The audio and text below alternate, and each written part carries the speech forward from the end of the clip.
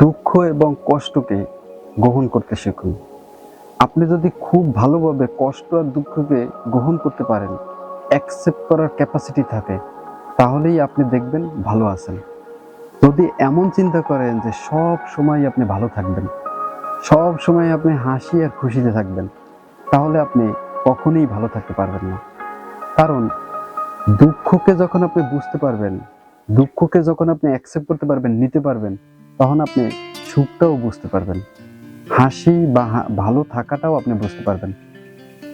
আপনি যদি দুঃখটাকে ভালোভাবে নেওয়ার চেষ্টা করেন বা নিতে পারেন, তাহলে আপনার জন্য সামনের সময়টা হবে ভালো থাকা, সুখে থাকা। আর যদি আপনি চিন্তা করেন যে শুধু হাসি খুশির মধ্যে হাসতে থাকবেন সারাক্ষণ, কত সময় আপনি হাসতে পারবেন? কিছু সময় হাসতে হাসতে আপনি আর হাসতে পারবেন না। তাই দুঃখকে গ্রহণ করার মধ্যেও একটা আলাদা অনুভূতি পাওয়া যায়, একটা ভালো থাকা পাওয়া যায়। সেটাকে খুব সহজভাবে গ্রহণ করার জন্য প্রস্তুত থাকেন।